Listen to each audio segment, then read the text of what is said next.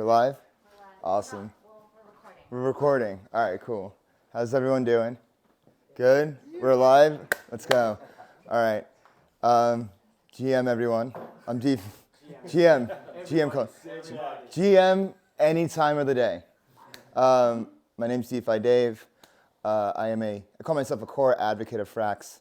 Been a part of the community for a long time, since the start.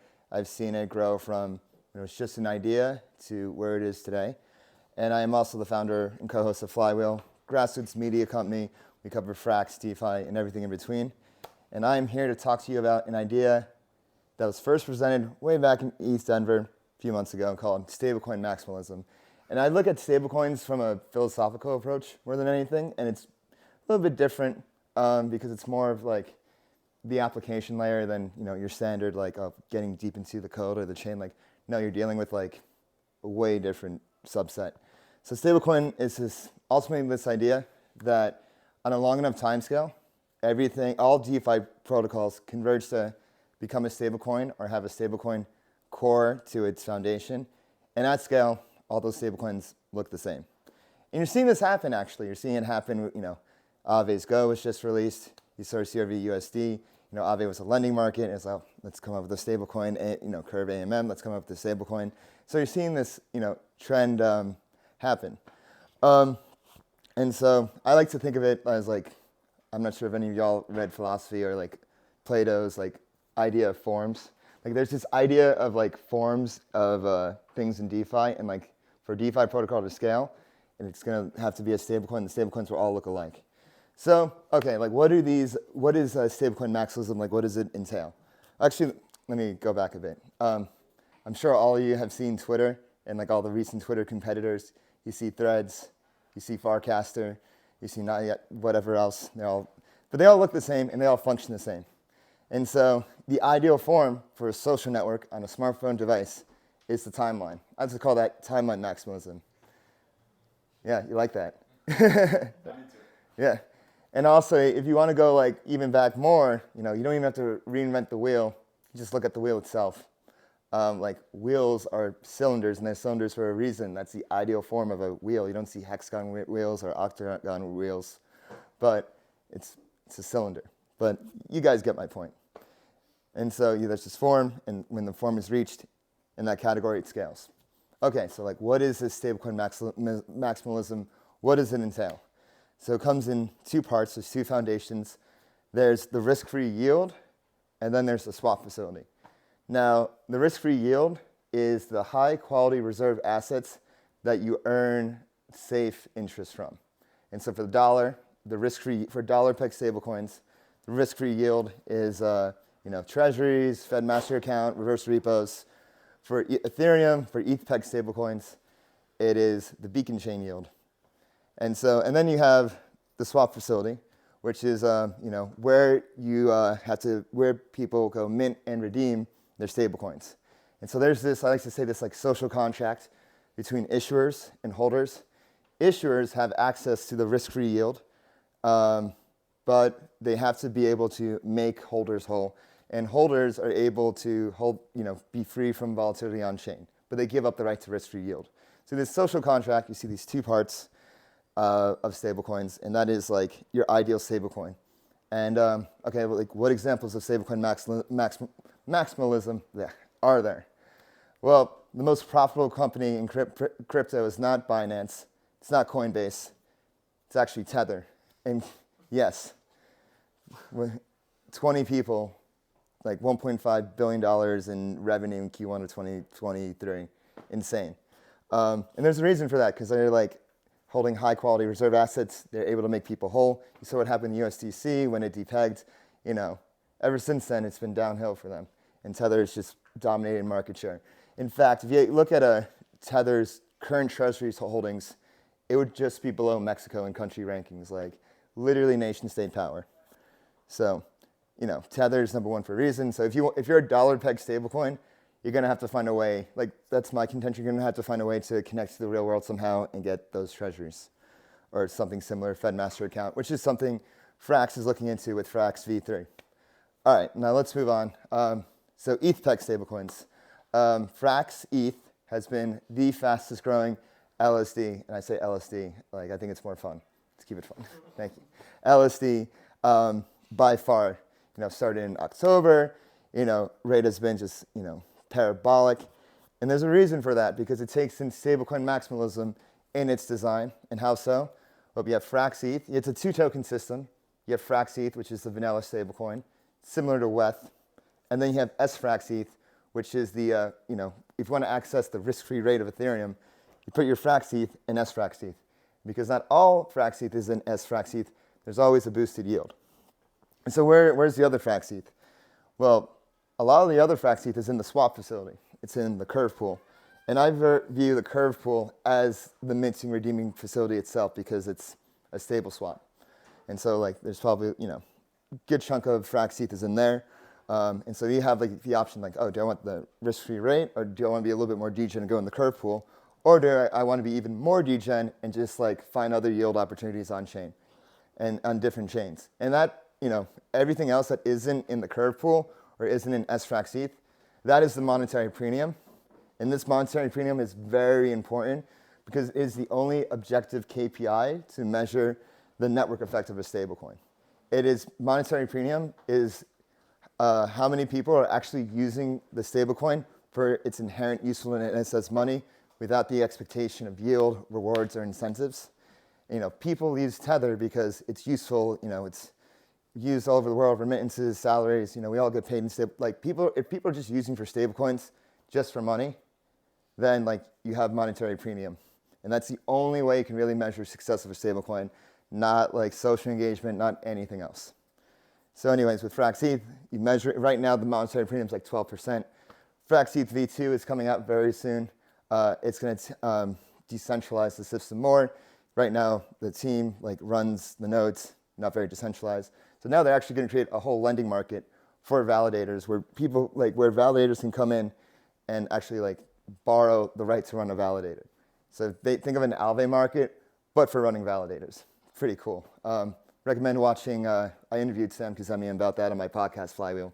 Small plug there, but if you want to learn more, go watch that. Now, anyways, okay, so all right, yeah, ETHcc stablecoin, dollar-pegged stablecoin, but what about the rest of DeFi? What about bridges? Well, I can tell you that bridges are in fact stablecoins. And back in March during Sam's presentation, he actually gave an example of, if there's a bridge with DAI, they can put the DAI in the DAI savings rate. And this was before DAI raised their DSR to 3.5%.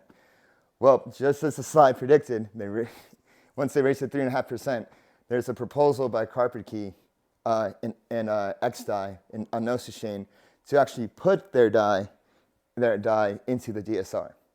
And so their bridge, when DSR was raised at 7 million DAI, we can speculate that it was withdrawn from the bridge because they want that risk-free rate. And so now there's this proposal to put XDAI on the DSR, and in the proposal they actually take from FrxETH's model. So it's going to be a two-token system. It's going to be XDAI and SXDAI. It's going to be a boosted rate because not all XDAI is in SXDAI. So pretty cool to see that come to fruition. But what does the flip side of this look like? What does a stablecoin gone wrong look like? And so we all see the recent multi-chain debacle where, they got hacked. I'll give you an example. You send your DAI through multi-chain, and multi-chain just holds it. And then they issue DAI as a liability on chain, but that's not actually DAI. That's DAI in name only. That's just a multi-chain stablecoin. And so when they couldn't, redeem the DAI because they were hacked, the whole system became insolvent, and they had to close up shop. And so that's the stablecoin gone wrong. And so so these are some examples. So what can we conclude from this? That everything on a long enough timescale becomes stablecoin. If you're a DeFi protocol and you want to grow, if you want to become profitable, if you want to be the most capital efficient DeFi protocol you can be, you have a stablecoin in your system. It's basically evolution, survive, or thrive. And thank you. We can laugh. It's been a long week. And yeah, that's Stablecoin Maximalism. Thank you for listening. Kind of just wing this, but we do our best. I'm open to questions. Thank you. Oh, yeah. Any questions? Don't be shy. Yes? So, like, recently Circle came out with, they're, like, bridging. Yes. Just using, because they're already centralized, they can just, like, burn and mint. Exactly. How do decentralized stablecoins kind of compete with that? Because that could be zero fees really fast. I don't know if they can. I mean, like, it's hard. It's a really hard problem, honestly. Like, so it's funny, before Circle came out with their bridge, Frax came out with Frax Ferry. You're right. Yeah, and so, like, you know, Frax, like, they had, like, an issue with, like, bridges getting hacked, this and that. And it's just so risky. All these bridges are so freaking rickety, and, like, you don't know what's going to snap or anything. And so, like, from, like, a safety perspective, it's, like, way better to, like, have your own bridge. And, like, there can be other bridges, too. Like, if people want to, like, faster bridging, like, they can use those. But if you want to, like, be safe, you use the ferry. It's not a bridge, it's a ferry. Yeah. But yeah, bridging is an interesting problem. And even with the multi-chain hack recently, like, we were just chilling on our ferry at Frax. We were like, oh, we're good. Like, we're on our ferry. We have our own thing going. So that was nice compared to, like, the past. Yeah. Any more questions? Come on. Somebody has something. You? No? Yeah? Algo stable, will it ever happen? That's actually a great question. So I have, like, an interesting view on this. I think, like, right now, no. I don't think stablecoins, like, are meant to be algo stables right now. But I do think, like, far off in the future, if, like, a stablecoin reaches a certain network effect, and there's enough locked liquidity on chain, then I think it is possible. Because, like, with fractional reserve banking, like, it basically relies on the opaqueness of the system. It's like, oh, okay, like, you know, we can be fractional because, you know, it takes, like, days to clear a check and days to clear a transaction. Well, actually, on chain, like, you see everything on chain, and so if someone sees, like, something's like a little shaky, everybody runs for the door. You kind of, like, you just see this happen when things become digital. And this is another part of my speech. At the end of the day, it all becomes fractional reserve banking. It's just not fractional that's under collateralized. It's fractional that is, like, 90% in the risk-free rate, 10% in the swap facility. Now, the question is, like, if the algo stable, can that, like, how much of the risk-free rate can be a little bit risky collateral? Like, it depends. But, like, from, like, evidence right now, the answer is no. But in the future, it depends. If you have a stablecoin that just commands, like, such a powerful monetary premium, then it could, like, that alone could be, like, the backing of it. Then, like, maybe you can have, like, an algo stable. But, like, not anytime soon. But I do, like, I think, like, maybe one day. Like, the dollar's basically like an algo stable in a way. But that's another story. Yeah. Any other questions? I'm here all night. Maybe not. All right. One more? No, I don't really agree on on, like, the fact that you need a stable coin to make the protocol profitable on the long term. Like, Okay. I don't think it's necessary. Okay. Like, I think it can still be profitable, like, for sure. But I'm like, my contention is that Why wouldn't you get a stablecoin? Because somebody else would just use somebody else would just make a stablecoin. yeah. Stablecoin is just debt against a liquid position, technically. So Yeah. you can open a margin loan on, like, any equity you hold. You know, it's effectively the same thing. Yeah, sure, but I don't know. Yeah, you don't need it to be profitable, though. Yeah, you're totally right. Yeah. I mean, Oh, thank you. I'm there's also so dehydrated. products. I tend to think, like, if you target a specific product and you the best at, like, doing that, and you, like, take the entire market, maybe you better than, like, competing with all the stablecoin on earth. Like, maybe you're profitable if you are, like, go CRV stablecoin, USDT, USDC, DAI, Frax, whatever. You end up, like, just have, like, having a small share of, like, a big market, which can be super cool because the market is enormous. But I mean, the opportunity, like, create a ripple market on chain, for instance, like, which is quite big as well. That would be pretty big. Yeah. there's nobody on that. Yeah. True.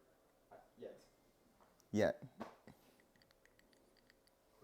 Anything else? We got another one. Oh yeah. All right. What do you think about the MakerDAO model where it's like they started with making a stablecoin and now they're just going to fork everything and have their like own version of every collateral, like own LST or LSD, and like they have their own money market, like everything other. I mean, that's what Frax has been basically doing.